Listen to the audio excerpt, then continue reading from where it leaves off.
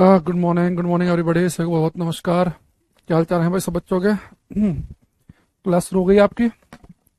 रामपाल, पुष्पम भी, Rajeev, Manish, Tinku, Neetu, Nitesh, very good morning to all of you. अगर आप बेटा सही से क्लास सुन पा रहे हैं, ऑडियो वीडियो बढ़िया है, तो एक बार कमेंट करके बता देंगे। फिर हम आज का रंगारंग कार्यक्रम करेंगे शुरू, है ना। हीरामणि, पुष्पेंद्रा, विजय, बादल, स्टार्ट हो गया भाई क्लास। वेक्टर, कल की क्लास में एक बार मैं देख लेता हूं कि आपको मैंने कहाँ तक बता दिया था। प्रोजेक्टाइल मोशन थोड़ा सा स्टार्ट हो गया था, ठीक है। हम्म खुश रहो पुष्पेंद्र भाई, गजाला, विजय, संजू, क्लियर है सब? ठीक है। अच्छा बेटा, हम कल प्रोजेक्टाइल मोशन पढ़ रहे थे, प्रक्षेप्य गति। तो उसमें हमने आपको बताया था कि भाई मान लो आपने ग्राउंड से थीटा एंगल पर कोई ऑब्जेक्ट फेंका, यू वेलोसिटी से थीटा एंगल पर, है ना। तो ये आपका ऑब्जेक्ट ऐसे जाएगा और यहां जाकर टकराया। तो जहां पे बेटा इसने पहली बार टप्पा खाया, फर्स्ट टाइम, और जहां से आपने इसे फेंका, इन दोनों पॉइंट के जो बीच की दूरी है उसे हम बोलते हैं रेंज। ये है इसकी मैक्सिमम हाइट, अधिकतम ऊंचाई, है ना। तो रेंज, और ये क्या है बेटा हमारे पास में? Maximum height.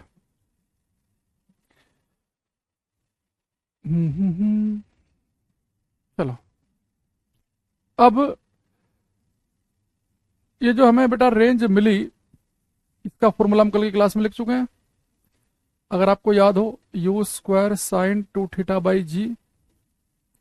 हाइट आपको मिल चुकी है you square sine square theta by 2 जी।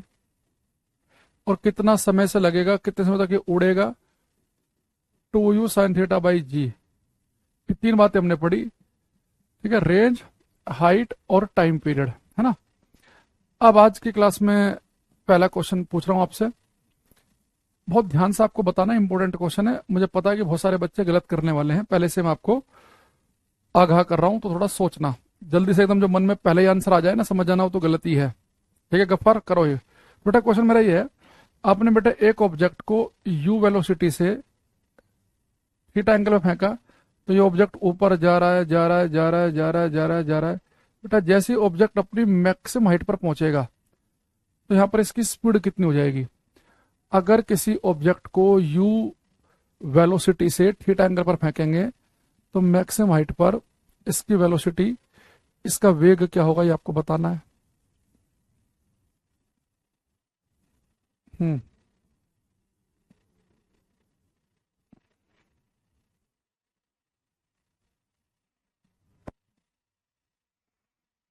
ये बताओ क्या होगा?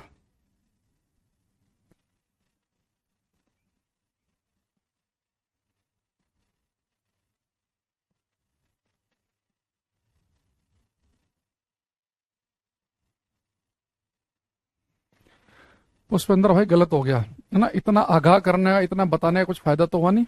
और मैंने कहा था पहले ही जो मन में आएगा वो तो आंसर गलत है। संजू भी देखो तुम्हारा भाई है, इसने भी गलत कर दिया। एक तो आप लोग जीरो लिखना बंद करो। अब मुझे बताओ, आप किसी ऑब्जेक्ट को थीटा एंगल पर फेंक रहे हैं यू वेलोसिटी से, यू वेग से। जब ये ऑब्जेक्ट यहाँ पर जाएगा, आप कह रहे हैं इसकी वेलोसिटी तो जीरो हो जाएगी। अगर बेटा इसकी वेलोसिटी जीरो हो जाएगी, तो जुगा तो पत्थर ही तो यहाँ गिर जाएगा। जब इसकी वेलोसिटी जीरो हो गई, फिर यहाँ पे क्यों जा रहा है, यहाँ तक कैसे पहुंचा ये? भाई आप किसी ऑब्जेक्ट को यू वेलोसिटी से थीटा एंगल पर फेंकते हैं ना, बेटा यहाँ पे इसकी कुछ वेलोसिटी होगी।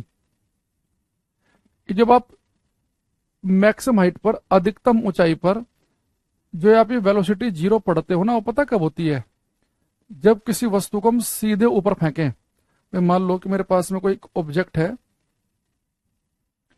और इसमें बेटा मैं बिल्कुल सीधे ऊपर फेंकूं, वर्टिकली ऊर्ध्वाधर ऊपर फेंकूं यू वेलोसिटी से, तो हमारा ऑब्जेक्ट ऊपर जाएगा, जाएगा, जाएगा, जाएगा, जाएगा, और जैसे अपनी मैक्सिमम हाइट पर पहुंचेगा, अधिकतम अपनी ऊंचाई पर पहुंचेगा, तो इसकी वेलोसिटी यहाँ पे हो जाएगी बेटा 0। तो मैक्सिमम हाइट पर वेलोसिटी 0 तब होती है अगर ऑब्जेक्ट को हम सीधे ऊपर फेंक दें। विजय का भी गलत है, रोहित का भी गलत है, राजीव, नितेश, सबका गलत है। यहाँ देखो ये 45 कहां से है? अरे एंगल थोड़ा ना पूछ रहे भाई नितेश, वेलोसिटी पूछ रहे हैं, कह रहा है जी 45। बेटा आपने एक ऑब्जेक्ट को यू वेलोसिटी से ऊपर फेंका, अगर सीधे ऊपर फेंकेंगे तो उसकी वेलोसिटी घटेगी घटेगी घटेगी घटेगी, एक पॉइंट पे 0, फिर वहीं से वहीं ऑब्जेक्ट नीचे आना शुरू हो जाता है, वेलोसिटी 0 हो गई। अब यहाँ पे देखना क्या होगी बेटा, आप किसी ऑब्जेक्ट को आप थीटा एंगल पर फेंकेंगे यू वेलोसिटी से, तो बेटा एक्चुअल में क्या होगा, इस ऑब्जेक्ट के पास जो यू वेलोसिटी से आपने से फेंका, इस वेलोसिटी का एक हिस्सा इस पत्थर को, इस बॉल को आगे ले जाने में खर्च होगा, और इस वेलोसिटी का एक कंपोनेंट, एक हिस्सा इसे ऊपर ले जाने में खर्च होगा। भाई आप एक चीज बताओ, आपने पत्थर को ऐसे फेंक रहे, पत्थर ऐसे जा रहा है ऐसे जा रहा है, यहां पे जाकर टकराया, यानी कि पत्थर आगे पहुंच रहा है, यानी एक वेलोसिटी से आगे लेके जा रही होगी। और ये पत्थर बेटा यहां से था, ये जमीन से ऊपर भी जा रहा है, यानी कि एक वेलोसिटी से ऊपर लेके जा रही होगी। तो अगर बेटा वेलोसिटी जो है अगर ये थीटा एंगल पर है,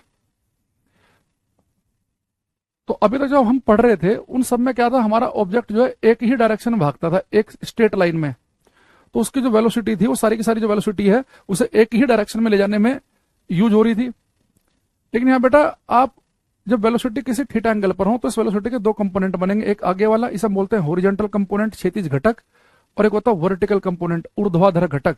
यानी इस वेलोसिटी का एक कंपोनेंट आगे ले जाने में हेल्प करता है, एक ऊपर ले जाने में। तो बेटा जो हॉरिजॉन्टल कंपोनेंट है वेलोसिटी का, उसे लिख रहा हूं मैं वी एक्स से, और वर्टिकल कंपोनेंट को लिख रहा हूं मैं वी वाई से। ठीक, अब बेटा अगर ये वेलोसिटी है u और थीटा एंगल पे, जो बेटा एंगल के साथ वाला कंपोनेंट होता है ना, वो होता है कोस, यानी कि जो वी एक्स की वैल्यू होगी, अच्छा मैंने यहाँ पे u लिख रखा है, तो एक काम करो, इसका बेटा एक कंपोनेंट होगा इधर यहाँ पे यू एक्स, और एक इधर होगा यू वाई। ठीक, तो बेटा जो यू एक्स होगा वो क्या होगा, यू कोस थीटा, ये ओरिएंटल कंपोनेंट होता है कोस, और वर्टिकल होता है साइन, तो होगा ये हो जाएगा यू साइन थीटा। अब यहां पे देखना, यानी कि जो यू कोस थीटा वेलोसिटी है, जो हॉरिजॉन्टल कंपोनेंट है वेलोसिटी का, ये इसे आगे ले जाने में हेल्प करेगा, और यू साइन थीटा ऊपर ले जाने में हेल्प करेगा। अच्छा, जो वेलोसिटी ऊपर ले जाने में हेल्प करती है वो बेटा मैक्सिमम हाइट पे 0 हो जाती है, क्योंकि जो ऊपर लेके जाएगी बेटा वर्टिकल डायरेक्शन में ग्रेविटी काम करती है, तो जो वेलोसिटी का कंपोनेंट किधर को होगा, जो ऊपर लेके जाएगी वो तो मैक्सिमम हाइट पे 0 हो जाएगा, यानी कि मैक्सिमम हाइट पर जो वर्टिकल कंपोनेंट है वेलोसिटी का वो हो जाएगा 0, तो केवल ये हॉरिजॉन्टल कंपोनेंट बचेगा यू एक्स, यानी कि जो क्या है यू कोस थीटा, यानी मैक्सिमम हाइट पर जो वेलोसिटी होगी बेटा वो यू कोस थीटा होगी, ना कि 0। तो ये हमारे पास में क्या है, जब कोई वस्तु प्रोजेक्टाइल मोशन में होती है तो मैक्सिमम हाइट पर बेटा वर्टिकल जो कंपोनेंट है वो शून्य होता है, हॉरिजॉन्टल कंपोनेंट नहीं। तो हॉरिजॉन्टल कंपोनेंट जो है ना वेलोसिटी का, वो तो थ्रू आउट मोशन सेम रहेगा, हर जगह सेम रहेगा। यहाँ पे वेलोसिटी यू कोस थीटा है, तो इस वाले पॉइंट पर भी यू कोस थीटा होगी, यहाँ पर भी हॉरिजॉन्टल कंपोनेंट यहाँ भी यू कोस थीटा होगा, हर पॉइंट पे यहाँ पे भी यू कोस थीटा, यहाँ भी यू कोस थीटा, यहाँ भी you cos theta. Horizontal component फर्क नहीं पड़ता, कंपोनेंट केवल कौन सा बदलता है, वर्टिकल कंपोनेंट, क्योंकि वर्टिकल कंपोनेंट में ग्रेविटी काम करती है, तो मैक्सिमम हाइट पर वो 0 हो जाता है। तो एक पेपर में क्वेश्चन आता है कि प्रोजेक्टाइल मोशन में क्या चीज कांस्टेंट रहती है, तो थ्रू आउट द मोशन, पूरे मोशन के दौरान, पूरी गति के दौरान जो वेग का क्षैतिज घटक है, जो हॉरिजॉन्टल कंपोनेंट है वेलोसिटी का यू कोस थीटा, वो नहीं बदलता। तो अगर किसी वस्तु को यू वेलोसिटी से थीटा एंगल पर फेंकेंगे तो मैक्सिमम हाइट पर उसकी वेलोसिटी होगी यू कोस थीटा, यानी कि वेलोसिटी का हॉरिजॉन्टल कंपोनेंट। वर्टिकल कंपोनेंट यहाँ पे 0 हो चुका है, जबकि बाकी जगह वर्टिकल कंपोनेंट रहेगा। बस ये कि भाई यहाँ पे जो वर्टिकल कंपोनेंट है यू साइन थीटा था, यहाँ थोड़ा सा यू साइन थीटा से कम हो चुका है, ओरिएंटल कंपोनेंट सेम है और थोड़ा सा कम हो गया है, और यहाँ वर्टिकल कंपोनेंट 0। अब नीचे आएंगे तो वर्टिकल कंपोनेंट बढ़ना शुरू हो जाएगा, बढ़ेगा थोड़ा सा और बढ़ जाएगा, है ना। लेकिन हॉरिजॉन्टल कंपोनेंट पे कोई फर्क नहीं पड़ेगा। तो यहाँ पे एक चीज लिखेंगे कि बेटा एक तो यू एक्स क्या है हमारा, हॉरिजॉन्टल कंपोनेंट ऑफ वेलोसिटी, वेग का क्षैतिज घटक, हॉरिजॉन्टल कंपोनेंट ऑफ वेलोसिटी, वेग का क्षैतिज घटक, और यू साइन थीटा क्या है, u y, vertical component of velocity, vertical component of velocity, वेग का ऊर्ध्वाधर घटक। ठीक, तो हॉरिजॉन्टल कंपोनेंट जो है through out the motion same रहता है, वर्टिकल कंपोनेंट हमारा घटता है। ठीक है, तो यहां पे हम एक चीज लिखेंगे, 2 पॉइंट हमें लिखने हैं जो मैंने अभी तक आपको बताए हैं। पहला पॉइंट लिखेंगे, when an object is throne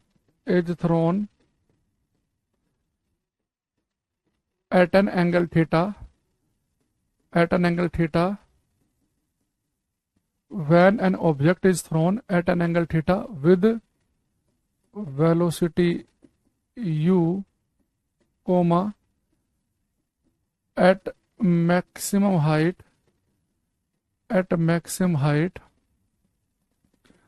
the velocity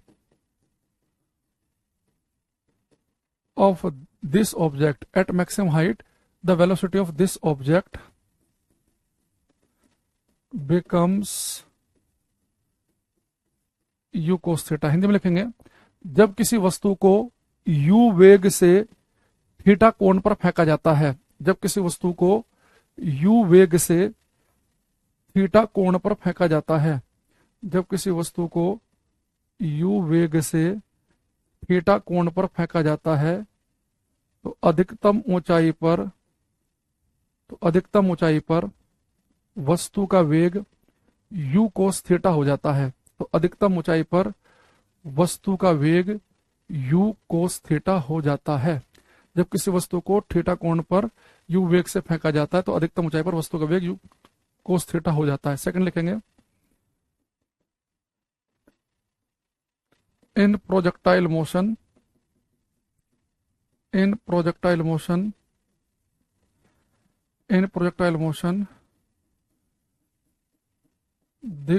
the horizontal component in projectile motion the horizontal component of velocity, the horizontal component of velocity, bracket में लिखेंगे, the horizontal component of velocity u cos theta remains constant throughout the motion,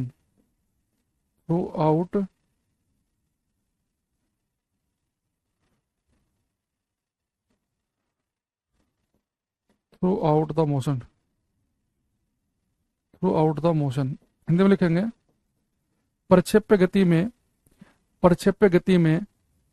वेग का क्षैतिज घटक, प्रक्षेप्य गति में वेग का क्षैतिज घटक पूरे गति के दौरान नियत रहता है। प्रक्षेप्य गति में वेग का क्षैतिज घटक, ब्रैकेट में लिखेंगे u cos थीटा, प्रक्षेप्य गति में वेग का क्षैतिज घटक, ब्रैकेट में लिखेंगे u cos थीटा, पूरी गति के दौरान नियत रहता है,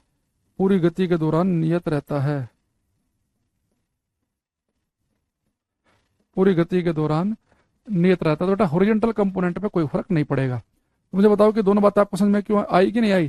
भाई यहाँ पे जो है वेलोसिटी हमारी एक डायरेक्शन में नहीं है, किसी एंगल पर है, तो वेलोसिटी के 2 कंपोनेंट होंगे, एक एक्सिस की तरफ, एक वाई एक्सिस की तरफ। तो ये एक्स वाला है हमारा हॉरिजॉन्टल कंपोनेंट। हालांकि जरूर नहीं कि हमेशा एक्स एक्सिस की तरफ को हॉरिजॉन्टल कंपोनेंट ही बने।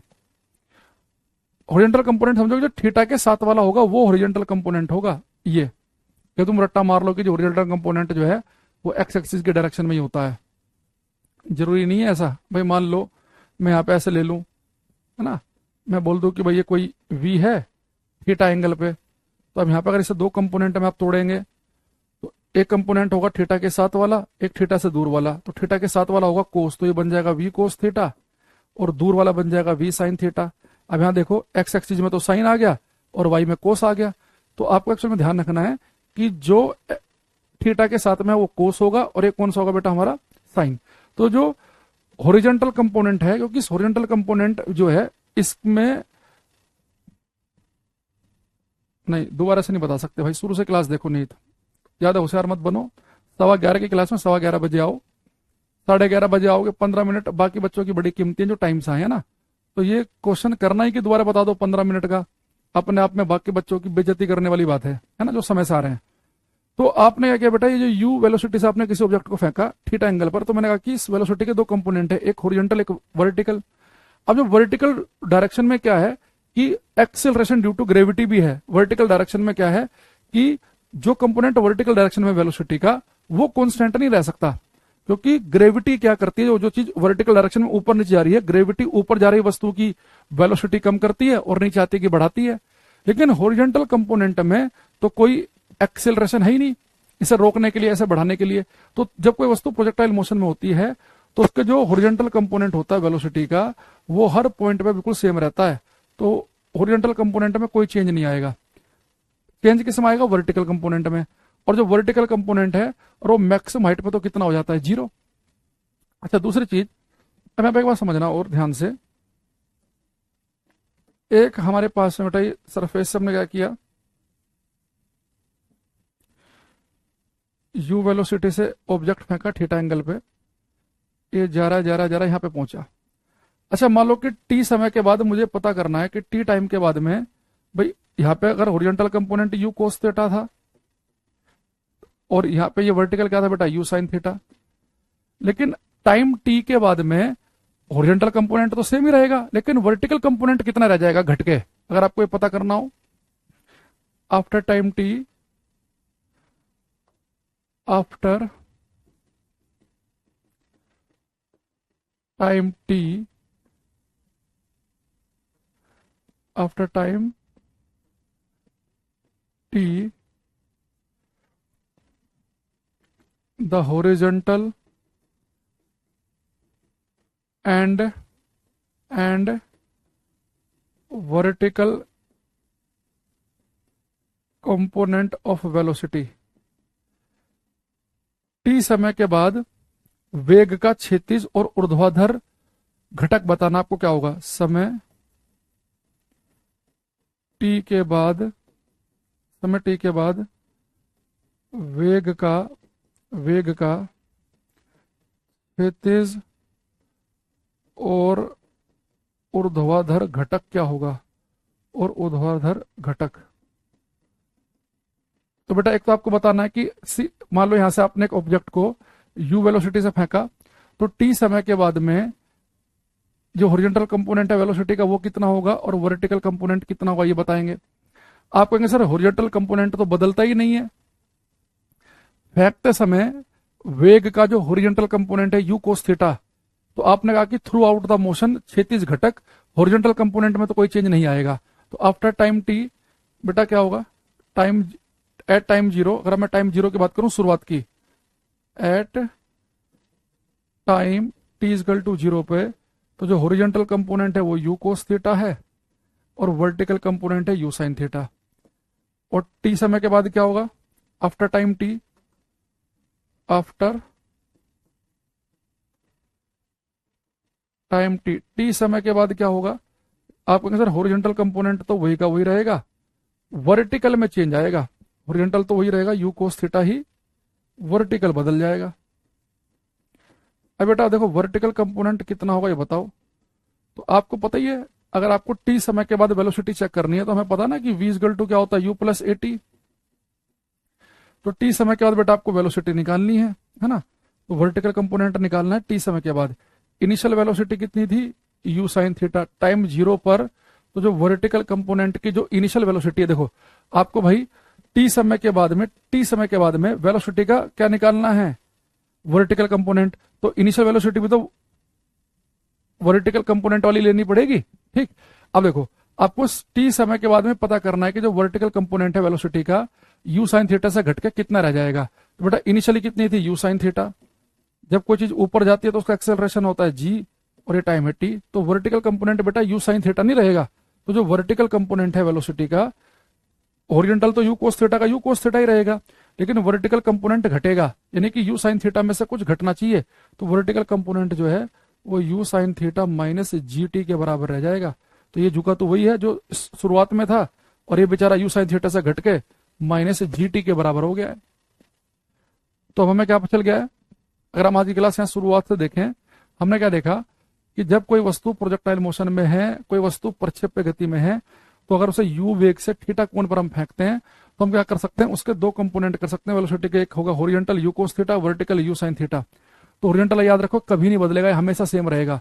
तो मैक्सिमम हाइट पर भी तो जो होरिजेंटल कंपोनेंट है वो तो क्या रहेगा, यू कोस थीटा ही रहेगा। लेकिन वर्टिकल कंपोनेंट होता है वो घटने लगता है वो, और घटते घटते मैक्सिमम हाइट पर वर्टिकल कंपोनेंट हो जाता है 0। तो यानी कि इसका मतलब क्या हुआ कि जब कोई वस्तु प्रक्षेप्य गति में है तो मैक्सिमम हाइट पर उसकी वेलोसिटी कितनी बचती है, यू कोस थीटा के बराबर बचती है। इसके अलावा मैंने क्या बताया कि क्या चीज कांस्टेंट रहेगी through out the motion, horizontal component constant रहेगा। वर्टिकल कंपोनेंट कितना हो जाएगा, अगर टाइम 0 पे अगर हम देखें शुरुआत में, बिल्कुल जस्ट शुरुआत में, तो होरिजेंटल कंपोनेंट ये था, वर्टिकल ये था। लेकिन कुछ समय के बाद अगर हम देखेंगे होरिजेंटल कंपोनेंट तो वही का वही रहेगा, लेकिन वर्टिकल कंपोनेंट घट के हो जाएगा you sine theta minus G T. तो जो बच्चे शुरू से क्लास ले रहे हैं एक बार बताना मुझे यहां तक कितने बच्चों को समझ में आया, और ईमानदारी से बताएंगे जो भी बच्चा लेट आया है वो तुरंत क्लास को छोड़ दे, जब क्लास खत्म हो जाएगी उसके बाद देखना, वो कमेंट ना करे बिल्कुल भी। तो मैं एक बार देखूं कितनों को आया। बिल्कुल होशियार मत बनना, ठीक है, जो लेट आए हैं, निहित एमडी वाले, एमडी जैसे बच्चे।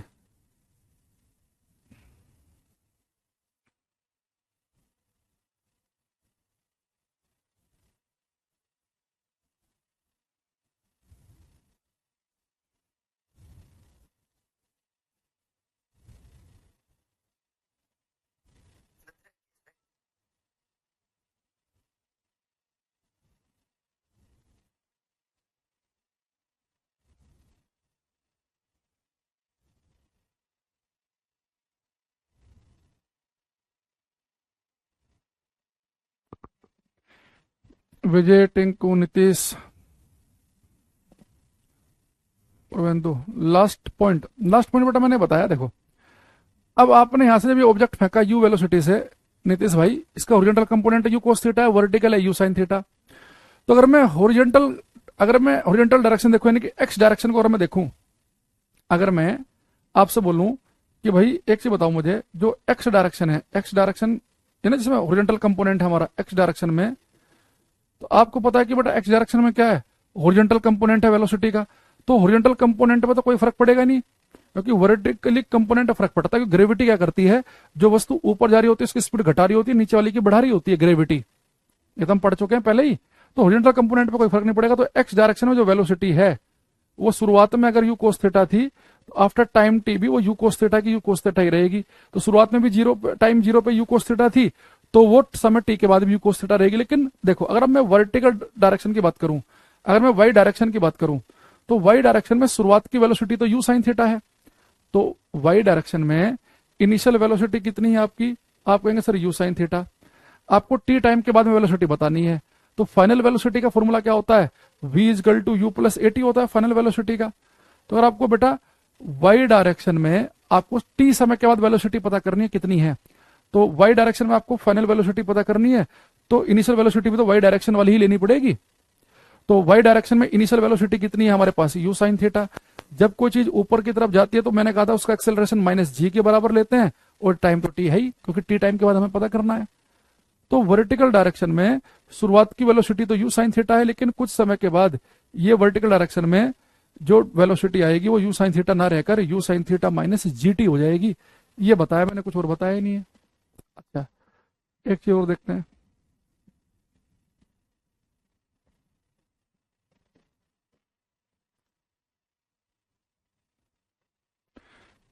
ये बेटा मैंने यू वेलोसिटी से थीटा एंगल पर एक ऑब्जेक्ट फेंका, ये ऑब्जेक्ट जा रहा है जाके टकराया। तो एक क्वेश्चन हमारे से पूछता है वो कि मैक्सिमम हाइट पर अधिकतम ऊंचाई पर, मैक्सिमम हाइट पर अधिकतम ऊंचाई पर आपको बताना है कि वेलोसिटी और एक्सेलरेशन के बीच का एंगल कितना बनेगा at maximum height in projectile motion, in projectile motion at maximum height, at maximum height the angle between velocity and acceleration, अधिकतम ऊंचाई पर वेग और त्वरण के बीच का कोण ज्ञात कीजिए। अधिकतम ऊंचाई पर वेग और त्वरण के बीच का कोण ज्ञात कीजिए। प्रक्षेप्य गति में अधिकतम ऊंचाई पर वेग और त्वरण, वेलोसिटी और एक्सेलरेशन के बीच का कोण ज्ञात कीजिए। अब बेटा एक चीज देखो, जब आपने किसी वस्तु को प्रोजेक्टाइल मोशन में फेंका तो अधिकतम ऊंचाई पर कह रहा है कि वेग और एक्सेलरेशन के बीच में एंगल कितना होगा। तो बेटा अधिकतम ऊंचाई पर आपको पता है कि वेग कितना होता है, अगर u वेलोसिटी से फेंका आपने तो अधिकतम ऊंचाई पर इसकी वेलोसिटी तो होगी u cos थीटा, यानी वेलोसिटी की डायरेक्शन तो ये है। और एक्सेलरेशन क्या होगा बेटा, कोई वस्तु प्रोजेक्टाइल मोशन में होती है, आप किसी फुटबॉल पे लात मारते हो तो फुटबॉल नीचे क्यों आ रही है, वो ग्रेविटी खींच रही है। यानी कि जब कोई वस्तु प्रोजेक्टाइल मोशन में होती है तो उसके ऊपर जो एक्सेलरेशन लग रहा होता है वो होता है एक्सेलरेशन ड्यू टू ग्रेविटी, गुरुत्व त्वरण जी, और acceleration due to gravity G तो हमेशा वर्टिकली डाउनवर्ड लगता है। तो मैक्सिमम हाइट पर हम चेक करेंगे बेटा, एक्सेलरेशन तो हमेशा पूरे मोशन में कहीं भी चेक करो, जी तो हमेशा नीचे की तरफ ही लगेगा, नीचे हर जगह जी नीचे की तरफ ही लगेगा।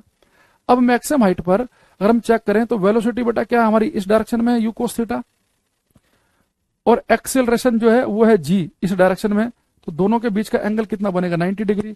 तो मैक्सिमम हाइट पर वेलोसिटी और एक्सेलरेशन के बीच का कोण 90 डिग्री बनता है, क्योंकि मैक्सिमम हाइट पर वेलोसिटी जो होती है बेटा वो क्या होगी, इसका केवल हॉरिजॉन्टल कंपोनेंट होगा, यानी कि एक्स डायरेक्शन में, क्योंकि हॉरिजॉन्टल कंपोनेंट है वेलोसिटी का, और ग्रेविटी हमेशा नीचे की तरफ काम करती है वाई डायरेक्शन में, तो एक्स और वाई के बीच में एंगल कितना बनता है 90 डिग्री का। तो अगर कोई वस्तु प्रक्षेप्य गति में, सब बहुत छोटे छोटे बहुत सारे क्वेश्चन बनते हैं, जैसे हमने पिछली क्लास में पढ़ा था, कल की क्लास में, कि प्रोजेक्टाइल मोशन में अगर आपको मैक्सिमम रेंज प्राप्त करनी है तो आपको पत्थर जमीन से फेंकना चाहिए 45 डिग्री के एंगल पे। आपको मैक्सिमम हाइट प्राप्त करनी है तो आपको जमीन से एंगल बनाना चाहिए 90 डिग्री। जो प्रोजेक्टाइल मोशन में जो पाथ फॉलो किया जाता है, ये जो मार्ग है, इस मार्ग को हम क्या बोलते हैं, पैराबोलिक पाथ बोलते हैं, परवलयाकार मार्ग बोलते हैं। इसके अलावा हमने क्या पढ़ा कि अगर कोई वस्तु प्रोजेक्टाइल मोशन में है तो मैक्सिमम हाइट पर उसकी वेलोसिटी जीरो नहीं होती, u cos थीटा होती है। मैक्सिमम हाइट पर जीरो वेलोसिटी होती है अगर हम किसी वस्तु को सीधे ऊपर फेंकें, तो मैक्सिमम हाइट पर वेलोसिटी इधर को है u cos थीटा, और ग्रेविटी हमेशा नीचे की तरफ काम करती है। तो जो वेलोसिटी है और जो एक्सेलरेशन त्वरण है, इनके बीच का एंगल 90 डिग्री बनेगा। वस्तु प्रोजेक्टाइल मोशन में है तो उसकी जो हॉरिजॉन्टल वेलोसिटी है वो कभी नहीं बदलेगी, वो सेम रहेगी, वर्टिकल कंपोनेंट बदलता है।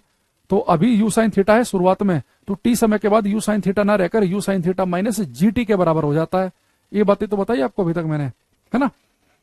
अच्छा दूसरी चीज एक और ध्यान रखना बेटा, अगर आपने किसी ऑब्जेक्ट को u वेलोसिटी से फेंका, मैक्सिमम हाइट पर उसकी वेलोसिटी कितनी हो गई, घटते घटते u cos थीटा। अभी पत्थर नीचे की तरफ को आएगा तो उसकी वेलोसिटी बेटा फिर से बढ़ने लगेगी, भाई u cos थीटा तो फिक्स है ही, वो तो बदलेगा ही नहीं, पर जब नीचे की तरफ को आएगा तो ग्रेविटी अब इसकी स्पीड बढ़ाने लगेगी, यानी कि u sin थीटा बढ़ने लगेगा। यानी कि जब कोई पत्थर ऊपर की तरफ जाता है तो उसकी वेलोसिटी घटते घटते घटते मैक्सिमम हाइट पर हो जाती है u cos थीटा।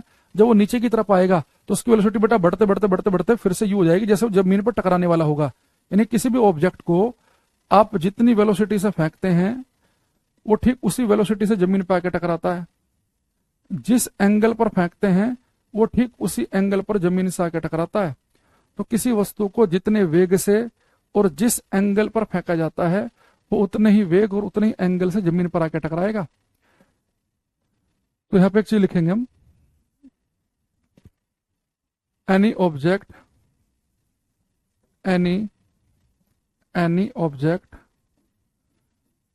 बहुत आराम आराम से बता रहा हूं, मेरे तो देखो मैं, अगर आप साथ में पेन लेके लिख रहे हैं मेरे साथ साथ, खाली मोबाइल जो चला के सुन रहा है उसकी तो मेरी गारंटी नहीं है, तो मेरे साथ साथ लिख रहा है रफ कॉपी पर, उसके पास एक पेन है, वो इजीली समझ जाएगा कि मैं बताना क्या चाह रहा हूं, है ना। तो any object hits the surface with the same speed, any object hits the surface with the same speed and same angle as it was projected Hindi में लिखेंगे, कोई भी वस्तु ठीक उसी चाल और कोण से जमीन पर आकर टकराती है जिस पर उसे फेंका गया था। कोई वस्तु ठीक उसी चाल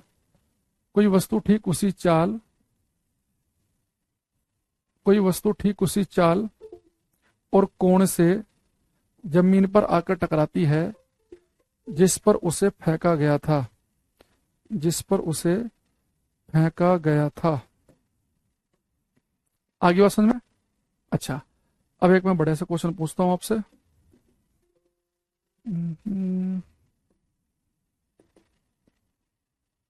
जब मैं रात को 9 बजे क्वेश्चन कराता हूँ ना, वीक में 2-3 दिन, उसमें क्वेश्चन हमने पूछा था बच्चों से।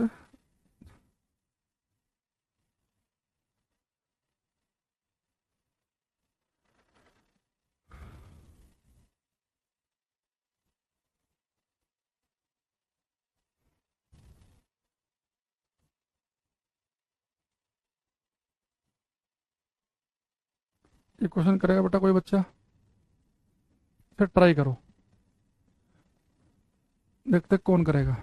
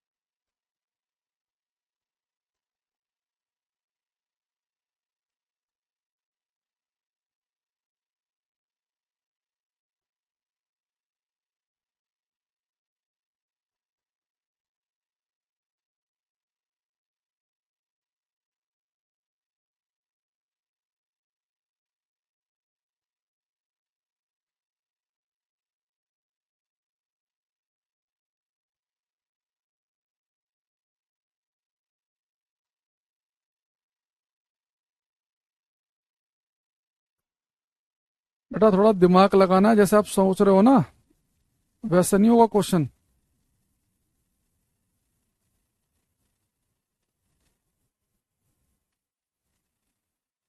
हम्म।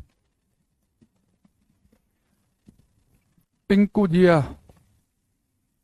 प्रवेंदु, नितेश, बादल, लाइन से सबका गलत। बेटा इसमें क्या है, एम द्रव्यमान का एक कण क्षैतिज से 45 डिग्री कोण बनाते हुए वेग से प्रक्षेपित किया जाता है। जब कण समतल भूमि पर उतरेगा तो उसके संवेग में परिवर्तन बताइए। देखो अगर मैं आपसे कहता, बेटा बड़े ध्यान समझो, यहाँ पे जो आपको पार्टिकल है ना, ये इसका मास m है, ठीक है। ये v वेलोसिटी से आपने फेंका 45 डिग्री के एंगल पर, यानी इसकी जो वेलोसिटी है वो है v, और आपने इसे फेंका 45 डिग्री के एंगल पे।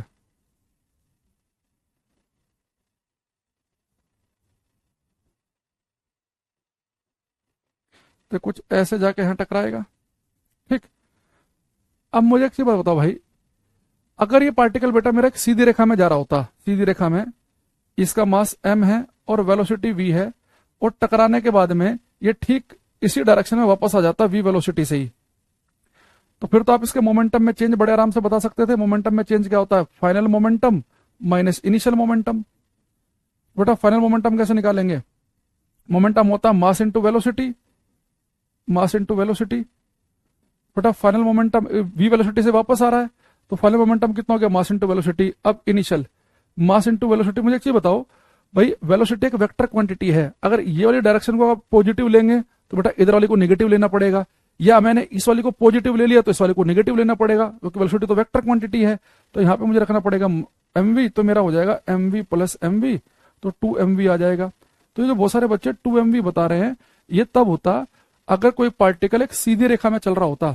एक पार्टिकल सीधी रेखा में चल रहा है, एक अंक की तरह सही है बस, v वेलोसिटी से, और टकरा के वापस आ रहा है, तो जाने वाली वेलोसिटी पॉजिटिव है तो आने वाली निगेटिव होगी। तो जब, या फिर ऐसा समझो कि मोमेंटम भी वेक्टर क्वांटिटी है, जाने वाला मोमेंटम पॉजिटिव होगा तो आने वाला नेगेटिव होगा। तो मोमेंटम क्या होता है, फाइनल माइनस इनिशियल। तो ये मोमेंटम मान लो कि मैंने फाइनल वाला ले लिया पॉजिटिव, तो फिर आने वाला नेगेटिव लेना पड़ेगा ना, क्योंकि एक डायरेक्शन आप पॉजिटिव ले रहे हो तो एक नेगेटिव लेनी पड़ेगी। तो mv प्लस mv 2mv तब बनता। लेकिन बेटा यहाँ पे जो आपका जो पार्टिकल है वो एक सीधी रेखा में नहीं चल रहा है। यहाँ देखो क्या होगा, आपने v वेलोसिटी से फेंका जमीन पर, और जमीन पे v वेलोसिटी से आकर टकराएगा।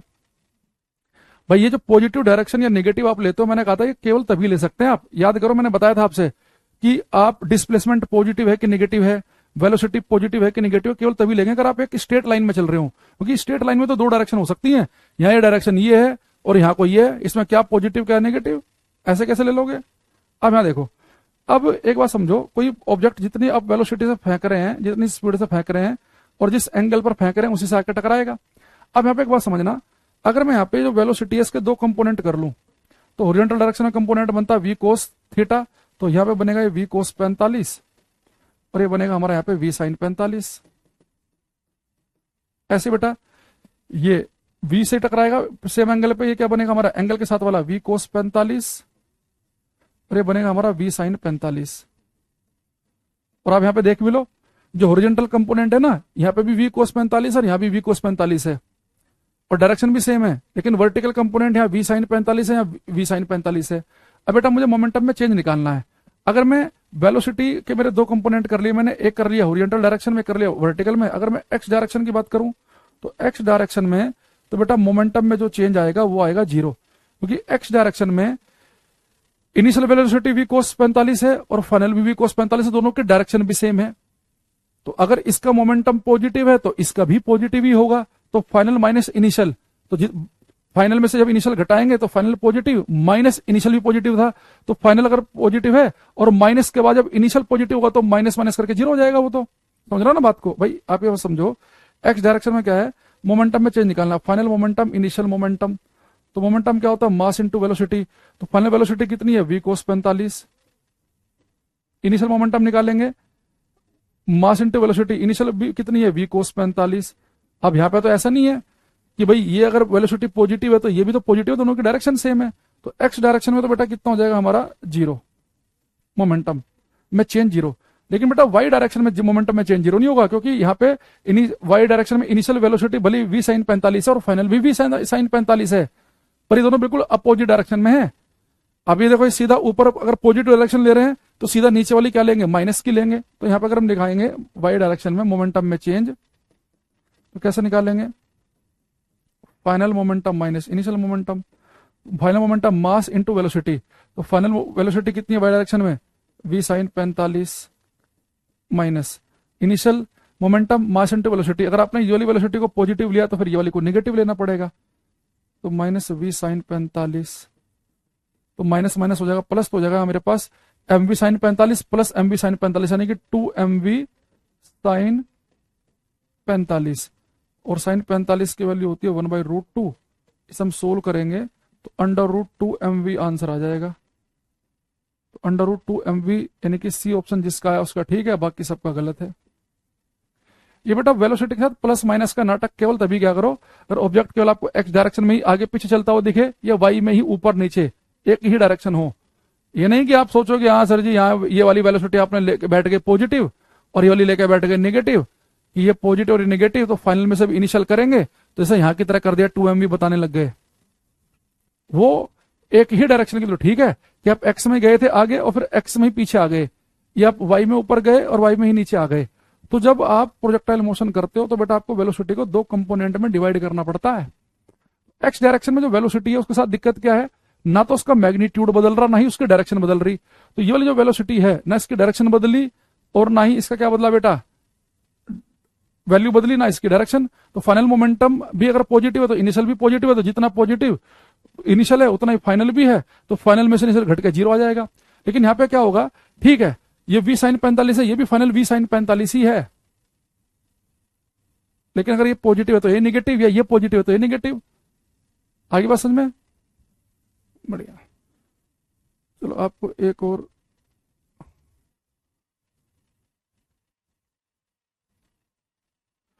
ये अगर आप में से कोई धुरंधर कर पाए, ये कह रहा है कि a rigid ball of mass M strike a rigid wall and get reflected without loss of speed as shown in figure, the value of impulse imparted by volt to the ball। बेटा impulse मैंने आपको बताया था, impulse का मतलब होता है momentum में चेंज, impulse होता है चेंज इन मोमेंटम, संवेग में परिवर्तन।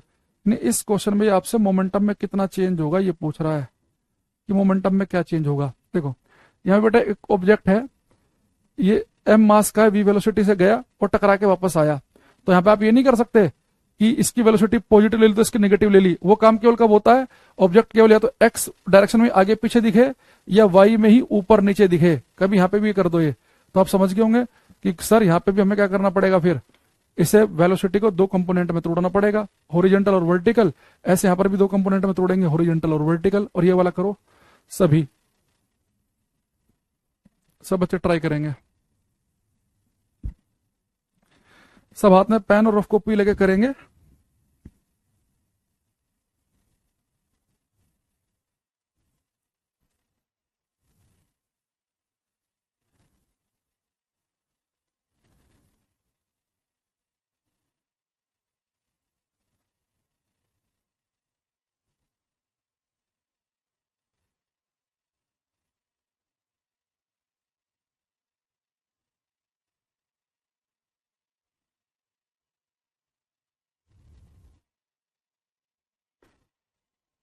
करो ये।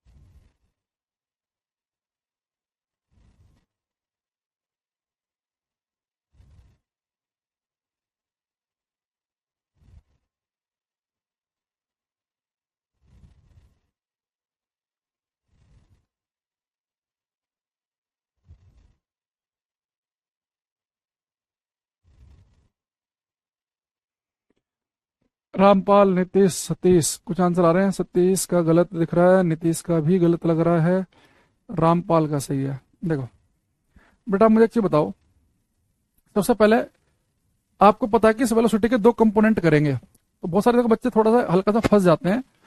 आप यहाँ पे एक बात समझना, अगर मैं आपसे कहूं कि भाई ये v है थीटा एंगल पर, तो बेटा इसके आप दो कंपोनेंट तो तोड़ लोगे बड़े आराम से, v कोस थीटा और v साइन थीटा। तो यहाँ बड़े ध्यान से देखना बेटा, जब आपने इसका v को तोड़ा ना कंपोनेंट में, ये तीर आपको बाहर की तरफ को निकल रहा है, तो इसका x कंपोनेंट में तीर बाहर की तरफ को जा रहा है, और यानी कि तीर की डायरेक्शन तीनों में एक जैसी एक तरफ को दिखेगी। ऐसा नहीं है कि इसका जब v कंपोनेंट में तोड़ेंगे तो इसका तीर अंदर की तरफ को ले लोगे आप, नहीं। तो यहाँ देखो ऐसे ही जब बेटा आप इसे दो कंपोनेंट में तोड़ेंगे इस v वेलोसिटी को, तो इसके दो कंपोनेंट बनेंगे, एक इस डायरेक्शन में एक इसमें। तो बेटा अगर ये तीर अंदर की तरफ को जा रहा है तो उसका ये वाला जो कंपोनेंट होगा वहां भी तीर अंदर की तरफ को जाएगा और यहाँ भी अंदर की तरफ को जाएगा, है ना। अब बस हमारा काम हो गया। तो ये हमारे पास क्या है v, तो इसके बेटा ये सात वाला कंपोनेंट क्या बनता है कोस, तो ये बन जाएगा v कोस 60, और दूर वाला क्या बनता है साइन, तो ये बन जाएगा v साइन 60। अब इसके भी दो कंपोनेंट तोड़ो, यहाँ बाहर को निकल रहा है तो उसका ये वाला कंपोनेंट भी बेटा बाहर की तरफ को जाएगा और यहाँ भी बाहर की तरफ को निकलेगा। तो 7 वाला तो होता है कोस, तो ये वाला भी क्या हो गया v कोस 60, और ये वाला क्या हो जाएगा v साइन 60। बेटा अगर आप यहाँ पे देखेंगे इस डायरेक्शन में v वेलोसिटी जो है v साइन 60 है, v साइन 60 y डायरेक्शन में है ना, और इनके डायरेक्शन भी सेम है, तो यानी कि y डायरेक्शन में तो मोमेंटम में चेंज आ जाएगा जीरो। तो y डायरेक्शन में जो मोमेंटम में चेंज आएगा वो तो जीरो आएगा, क्योंकि भाई इनिशियल मोमेंटम जितना होगा उतना ही फाइनल भी होगा, और डिफरेंस के लिए माइनस लगाएंगे तो जीरो।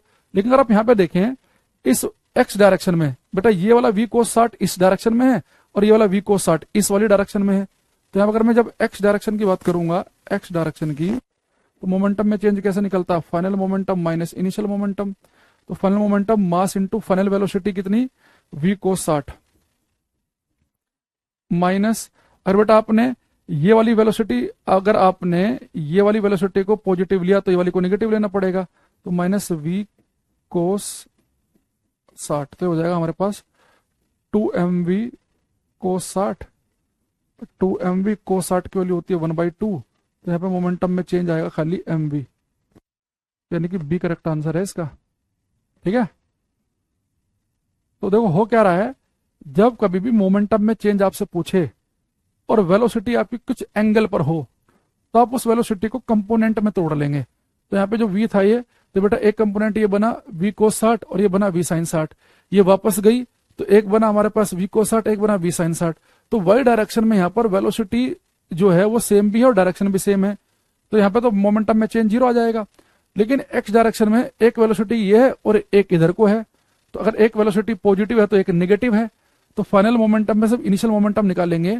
अगर आपने इस वाली वेलोसिटी को पॉजिटिव रखा है तो दूसरे वाले को नेगेटिव रखना पड़ेगा, तो जुड़ के आ जाएगा, है ना। ऐसे एएलपी के लिए बैच कब तक आएगा भाई, एएलपी का कर ले तो इससे हो जाएगा एएलपी का तेरा, ठीक है। फिजिक्स वाला पार्ट तो अब 10 बार एक ही चीज पढ़ेगा क्या, आगे बात समझ में। तो अभी तक देखो एक बार फिर से मैं मोटा मोटा आपका रिवाइजन करा देता हूं। यहां तक जितना हमने पढ़ा है, हमने क्या पढ़ा, किसी वस्तु को हम जितनी वेलोसिटी से फेंकते हैं वो ठीक उतनी वेलोसिटी से जमीन पर आकर टकराएगी। किसी वस्तु को हम जिस एंगल पर फेंकेंगे वो ठीक उसी एंगल पर जमीन पर आकर टकराएगी।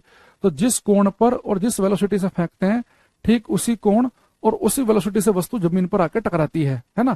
फिर एक दूसरा मैंने क्या बताया आपको कि जब आप मोमेंटम में चेंज निकालेंगे प्रोजेक्टाइल मोशन वाले केस में, या मोमेंटम में चेंज आप तब निकालेंगे जब वेलोसिटी किसी एंगल पर हो, तो उस वेलोसिटी के दो कंपोनेंट आपको करने आने चाहिए। एक हॉरिजॉन्टल कंपोनेंट होगा, एक वर्टिकल। एक कंपोनेंट होगा जो एंगल के साथ होगा, वो कोस होता है, और जो कंपोनेंट एंगल से दूर है वो होता है साइन, है ना। तो अब जब हमने प्रोजेक्टाइल मोशन में मोमेंटम में चेंज वाला क्वेश्चन किया था, इससे पिछले वाला क्वेश्चन, तो वहां पे मैंने आपको दिखाया था कि हॉरिजॉन्टल डायरेक्शन में तो जब u cos 45 बना था, u cos 45 तो 0 आया था। फिर वर्टिकल वाला हमने सोल्व किया था तो mv/√2 जिसका आंसर आया था। तो मोमेंटम में चेंज वो हमारा क्या है, प्रोजेक्टाइल मोशन में कैसे निकाल सकते हैं हमने वो पढ़ लिया। दूसरा मैक्सिमम हाइट पर स्पीड कितनी होती है हमने ये पढ़ लिया। प्रोजेक्टाइल मोशन में, प्रोजेक्टाइल मोशन में क्या चीज नहीं बदलेगी ये हमने पढ़ लिया। प्रोजेक्टाइल मोशन में मैक्सिमम हाइट पर एक्सेलरेशन और वेलोसिटी के बीच का एंगल कितना होगा वो हमने पढ़ लिया, है ना भाई। उसके लिए आपको फिर सचिन देखना पड़ेगा, पोस्टर देखने पड़ेंगे भाई। अब या फिर जो नंबर लिखा होता है ना उस नंबर पे कॉल करके पता करो। अब हमें यार, मैं अपने घर से क्लास लेता हूँ, मुझे पता नहीं होता कौन सा बैच कब आएगा क्या नहीं, तो जो लिखा हो उस पर आप कर लेंगे। एक सेकंड रुकना।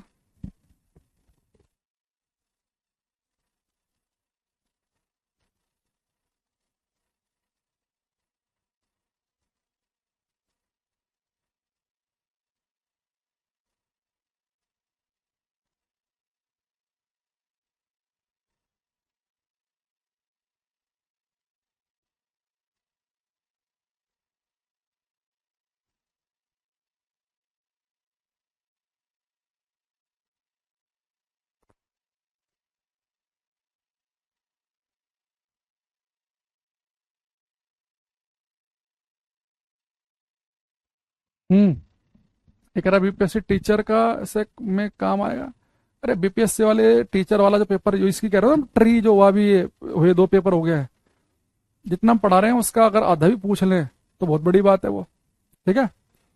चलो अब यहाँ पे आते हैं, हम आगे बढ़ते हैं। एक अगला क्वेश्चन देखेंगे। एक बेटा मैं बहुत बड़ा कॉन्सेप्ट बता रहा हूँ, ये जिन पेपरों में थोड़े आसान कॉन्सेप्चुअल क्वेश्चन आते हैं उनके लिए। तो देखो साइंस स्पेशल बैच है तो भाई थोड़ा तो देखो इसमें डिटेल में हमें जाना पड़ेगा, हमारी मजबूरी है। यही अगर होता एसएससी का बैच तो ये प्रोजेक्टाइल मोशन जितना हमने पिछली क्लास में पढ़ा है ना, और आज मैं 10 मिनट और पढ़ाता तो ये खत्म हो जाता। यही अगर जीएस स्पेशल का बैच होता तो 1 घंटे में खत्म कर देता मैं, 1 सवा घंटे में।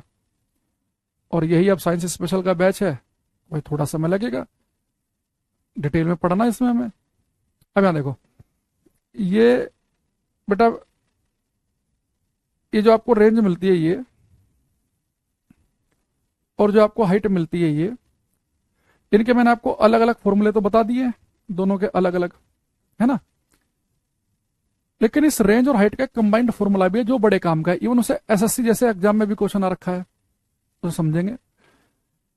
एक फॉर्मूला जिसमें हाइट भी आ रही हो प्रोजेक्टाइल की और उसकी रेंज कितनी मिल रही है वो भी आ रही हो, तो उसका बेटा फॉर्मूला है हमारे पास h/r इजकल टू tan θ/4।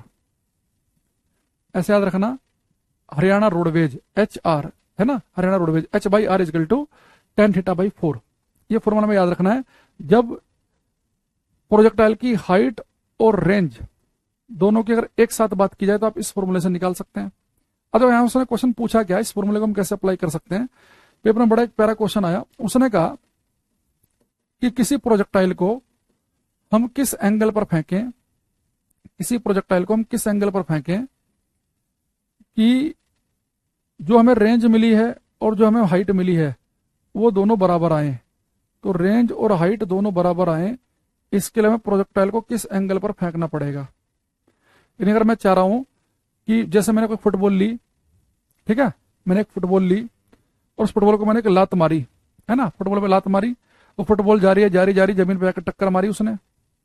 तो मैं चाह रहा हूँ अगर मेरी फुटबॉल की रेंज अगर 10 मीटर की मिली तो बीच में जो मैक्सिमम हाइट है वो भी 10 ही मीटर आए। तो अगर आप कभी ये चाह रहे हैं कि जितनी आपको रेंज मिल रही है उतनी मैक्सिमम हाइट भी हो, तो आपको बॉल किस एंगल पर फेंकनी चाहिए आपको बताना है। ठीक है, करो ये, कर भाई सतीश ये क्वेश्चन कर।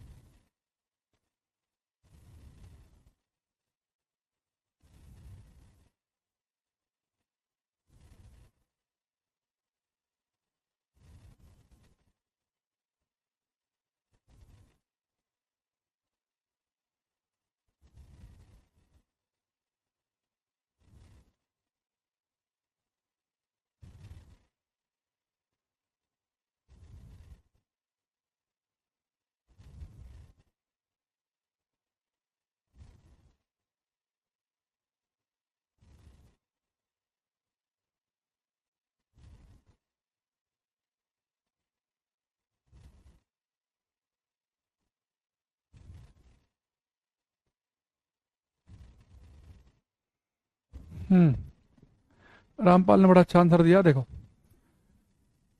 अब बेटा, आपको रेंज और हाइट दोनों चाहिए बराबर, तो कह रहा है कि बॉल किस एंगल पर फेंकनी चाहिए। तो रेंज हाइट दोनों बराबर। देखो रेंज और हाइट के एक साथ जिक्र हमने इस वाले फॉर्मूले में किया है। तो हम सभी को पता है कि H by R is equal to होता है टेन थीटा बाई 4। ये कह रहा है कि भाई अगर आपको हाइट एक्स मिली है तो आपको रेंज भी एक्स ही मिले। एक्स बाई एक्स हो गया टेन थीटा बाई 4 के बराबर। एक्स से एक्स कट गया तो टेन थीटा की वैल्यू आ गई 4 के बराबर। तो थीटा हमारा आ गया टेन इनवर्स 4 के बराबर। तो आपको पेपर में टेन इनवर्स 4 लिखा मिलेगा, है ना। अगर आपको टेन इनवर्स 4 नहीं लिखा मिला तो इसकी अगर वैल्यू आप साइंटिफिक कैलकुलेटर से चेक करेंगे तो आएगी 76 डिग्री। 76 डिग्री भी आप याद कर लेना क्योंकि एक फैक्ट है ये। तो फैक्ट वाले में दे सकता है कि रेंज और हाइट अगर आपको बराबर प्राप्त करनी है तो बॉल किस एंगल पर फेंकें। तो एक्चुअल में क्वेश्चन वो पूछता है क्योंकि उसे पता है कि बच्चों को एक आदत होती है एंगल देखते ही 45 पे टिक लगाने की, ताकि वो 45 चिपका दे पेपर में। वो गलत हो जाएगा। तो रेंज और हाइट अगर आपको बराबर प्राप्त करनी है तो बॉल किस एंगल पर फेंकेंगे, इस क्वेश्चन को याद कर लेंगे। टेन इनवर्स 4 यानी कि 76 डिग्री के एंगल पर फेंकनी है। सेकंड, एक वैरायटी इसमें और आती है इसी फॉर्मूले से रिलेटेड, कि अगर आप बेटा आप चाह रहे हैं कि रेंज जो है हमें हाइट के 4 गुना मिले तो हमें बॉल किस एंगल पर फेंकी जानी चाहिए। अच्छा मेरे भाई देखो आदत सी हो गई पढ़ाते पढ़ाते ना बेटा बोलने की, तो इसमें ऑफेंड मत होना। कल मैं एक बैच में पढ़ा रहा था, उसमें एक बच्चा ऑफेंड हो गया, जी आप तो हमारे जैसे उम्र से क्यों बेटा बेटा क्यों बोल रहे हो। तो इसे उम्र के हिसाब से मत समझो, गुरु शिष्य परंपरा के हिसाब से समझ लो, है ना। और कोई इतनी भी मेरी कोई आपसे तो ज्यादा ही उम्र है, कोई ऐसे में तो है नहीं कि 22 24 25 साल का हूँ, है ना। पता नहीं कैसे कैसे बच्चे आ जाते हैं भाई कई बार, तो सबको ही हैंडल करना पड़ता है हमें। ये कह रहा है कि रेंज जो हाइट के 4 गुना है तो बॉल किस एंगल पर फेंकेंगे। ये वाला गलत मत करना अब, ये करो सभी। और देखो रेंज और हाइट की बात एक साथ कर रहा है तो आपको ध्यान रखना है कि फॉर्मूला ये लगेगा। करो ये।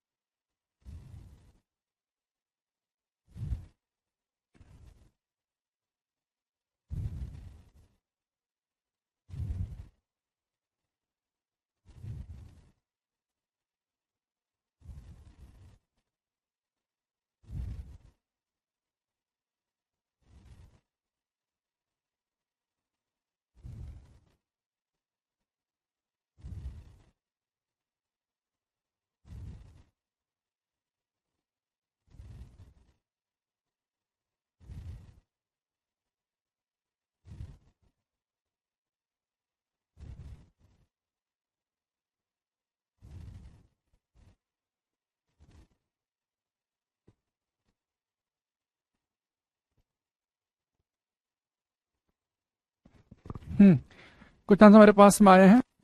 टिंकू, भाई मैथ कमजोर है तुम्हारा, है टिंकू लग रहा है मुझे। गजाला विजय प्रबंधु का सही है। देखो रेंज हाइट के 4 गुना है, तो अगर हाइट है x तो रेंज होनी चाहिए 4x। Tan theta by 4, x x cut गया, 4 से 4 कट गया, तो टेन थीटा की वैल्यू 1 आ गई। अरे यहाँ पे तो ये तो सबको पता है, टेन थीटा 1 तो स्टैंडर्ड वैल्यू है। टेन थीटा की वैल्यू अगर 1 है तो एंगल 45 डिग्री होगा। टेन थीटा की वैल्यू एक होती है 45 पे, यहाँ पे टेन इनवर्स 1 नहीं लिखा मिलेगा। भाई ये तो कुछ स्टैंडर्ड वैल्यू होती है ना, 30 की, 45 की, 60 की, 90 की, 0 की। तो टेन थीटा की वैल्यू अगर 1 आ गई तो टेन थीटा 1 तो 45 डिग्री पे होता है। इसमें क्यों कर रहे हो तुम ऐसे जी, टेन इनवर्स 1? अरे ये स्टैंडर्ड वैल्यू नहीं है, 76 डिग्री है ना। कुछ स्टैंडर्ड वैल्यू होती है जो आपको पता होती है हमें, साइन कोस टेन वगैरह की, 0, 30, 45, 60, 90 वाली, ये फिक्स ही है ये। चलो अब मैं आपको एक क्वेश्चन दे रहा हूं, इससे आपका आईक्यू लेवल और आप कितने ज्यादा अटेंटिव हैं पता चलेगा। ये बेटा मैंने क्या किया क्लास में, एक क्वेश्चन दे रहा हूं आपको। 45 डिग्री के एंगल पर मैंने एक बॉल फेंकी 10 मीटर पर सेकंड की स्पीड से। आप जी की वैल्यू 10 यूज कर सकते हैं। तो अगर हम एक काम करें, 10 मीटर पर सेकंड की स्पीड से अगर एक बॉल को हम 45 डिग्री के एंगल पर फेंकें, तो आपको बताना है कि कितनी रेंज मिलेगी, कितनी हाइट मिलेगी। रेंज और हाइट बतानी है आपको। करो ये। रेंज और हाइट के फॉर्मूले मैंने आपको लिखवा रखे हैं कल की क्लास में भी और आज भी लिखवाए थे।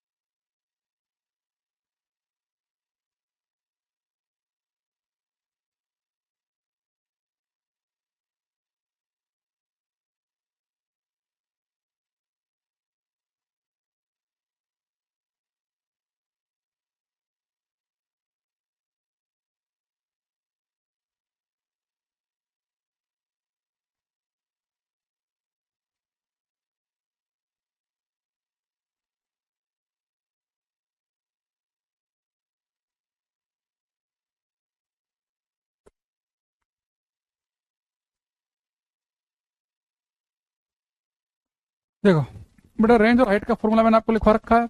रामपाल ने बड़ा सुंदर आंसर दिया। रेंज क्या है, you square sine 2 theta by जी।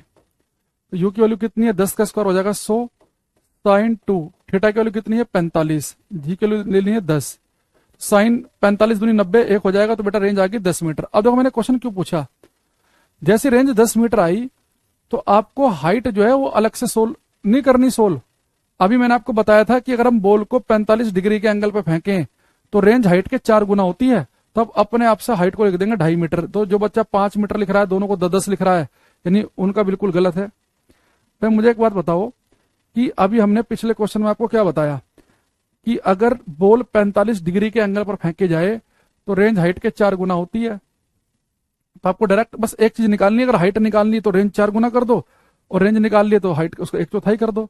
अगर आप देखो यहाँ से फॉर्मुलेशन निकालेंगे भी ना, तब भी आपका आंसर यही आएगा। अगर आप हाइट निकालेंगे तो क्या आएगा, you square sine square theta upon 2g, ये फॉर्मूला था ना, तो सोल्व कर लो आप इसे।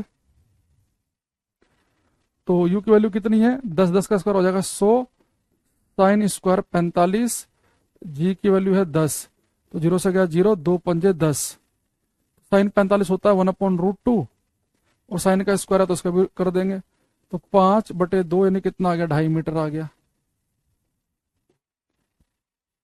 आपने बेटा क्या करना है कि इस लॉजिक को ध्यान रखना था, है ना।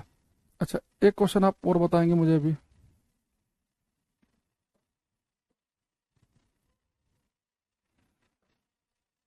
ये मैंने यू स्पीड से फेंका थीटा एंगल पर, और आपको बताना बेटा कि अगर इस प्रोजेक्टाइल को मैक्सिमम हाइट तक जाने में T1 समय लग रहा है और मैक्सिमम हाइट से नीचे आने में लग रहा है T2 समय, तो कौन सा टाइम ज्यादा है? T1 ज्यादा है कि T2 ज्यादा है? कौन सा टाइम ज्यादा है, T1 की T2?